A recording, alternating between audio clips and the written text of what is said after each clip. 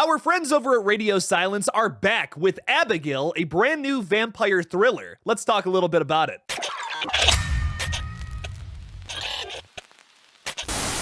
So getting right into this, we talked a little bit about Radio Silence's untitled monster thriller coming from Universal Studios that Production Weekly reported was going to be a new version of Dracula's daughter. Now, I had originally theorized that Melissa Barrera herself was going to play some kind of vampire killer that goes after a bunch of people that maybe kidnapped her. That's not necessarily the case, as today's trailer has revealed. We're going to talk about the Abigail trailer a little later on into this video, but first, let's talk about all of the fun things you need to know about this flick. Abigail is the brand new horror flick from the Radio Silence guys, who of course directed the last two Scream movies, as well as Ready or Not in 2019, a movie that seriously, if you've watched those last two Scream movies and you were like, oh, I really like these, you gotta watch Ready or Not. The film is scheduled to release in just 3 months' time on April 19th. We'll all just have to wait until that Saturday, 4/20, April 20th, to get stoned and see this movie in the theaters, unfortunately.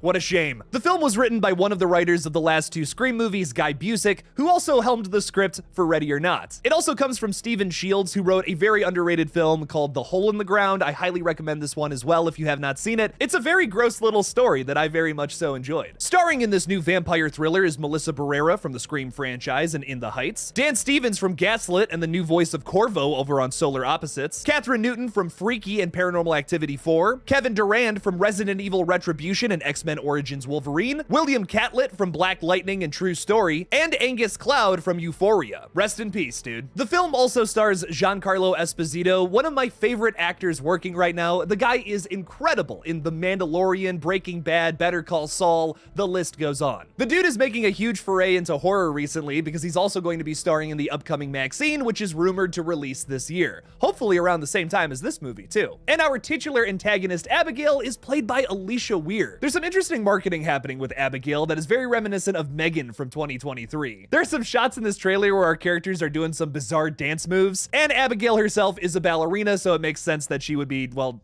dancing, I guess? Does it make sense, or do they just want this to blow up on TikTok? Find out a little later on into this video. The poster arrived today with the tagline, "Children can be such monsters." And the plot description for this one reads, after a group of would-be criminals kidnap the 12-year-old ballerina daughter of a powerful underworld figure, all they have to do to collect a $50 million ransom is watch the girl overnight. In an isolated mansion, the captors start to dwindle one by one, and they discover, to their mounting horror, that they've locked inside with no normal little girl. So with all of that out of the way, let's break down this brand new trailer.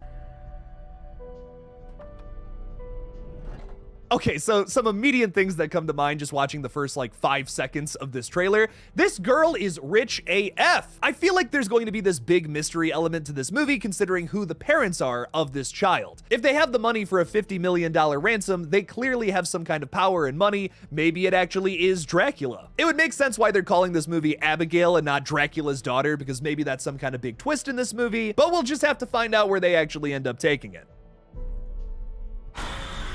Here's another question I have about this trailer. They so easily kidnapped this little girl who's about to probably decimate the majority of the cast throughout the runtime of this movie. Maybe a lot of this is staged? Like maybe this is a family of vampires who staged this whole thing so that their daughter can eat? From what this trailer is showing us, it just looks like that abduction is a little too easy considering that that little girl is an indestructible vampire. No real names, no backstories, no cell phones. Giancarlo Esposito is not featured too much in this trailer. I really hope he's in the majority of this movie. Like I was saying earlier, I definitely smell a twist coming on, just like in Ready or Not or the last two Scream films. So I feel like Giancarlo Esposito, considering the fact that he's only featured in this trailer a small amount, has something to do with the third act of this one big time. This moment in the trailer feels very Don't Breathe inspired, where a bunch of criminals get locked inside the house that they're breaking into and realize that there's a bigger threat in there than even themselves. So is this kind of just Radio Silence's take on Don't Breathe, but with a little vampire girl? Yeah, but is that a bad thing? No. You can already tell from the trailer that this is gonna have a different look, feel, tone to it than something like Don't Breathe that is a lot more straightforward horror with some really gross out moments. This seems to be much more like Scream-inspired fun horror with some bloody kills. Guys. We're kidnapped a fucking vampire. Ballerina vampire. Catherine Newton is a very versatile actress. I've seen her play very different roles across like pretty much every movie she's been in. Freaky is probably the best example of that because at one point she's playing a teenage girl and then her soul switches with a serial killer. So then she has to play evil Vince Vaughn within her own body. I can't wait to see what she does here as the seemingly comic relief. What are we talking about? Like an Anne Rice or a True Blood? You know, Twilight? And right there is some Guy Busick meta dialogue that I absolutely love. You gotta love the little screamisms in this new radio silence era that is clearly very inspired by all that.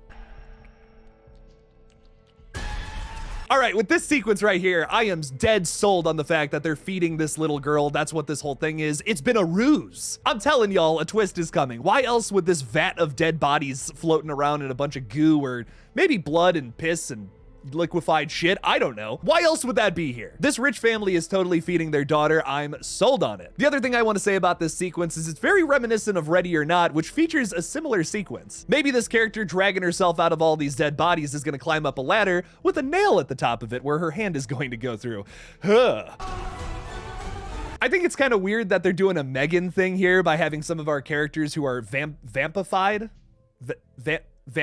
You know what, whatever. They turned into vampires. I think it's a little weird that we're showing them dancing in this trailer. You know they're probably gonna try to make that blow up on TikTok. Radio Silence probably had too many conversations with Jenna Ortega about her Wednesday dance.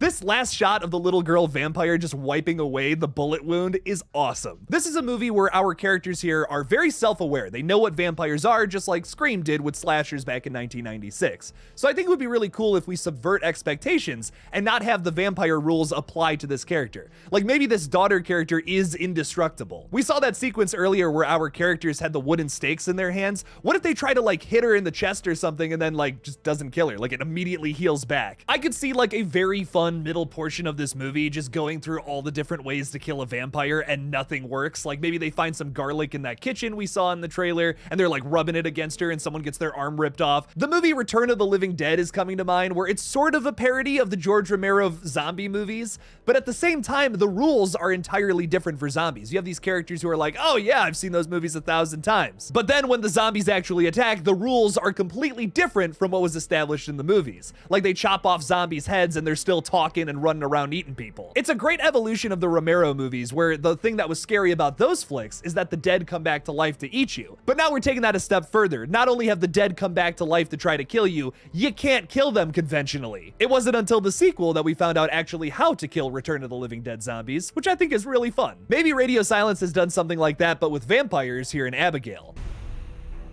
I fucking hate ballet.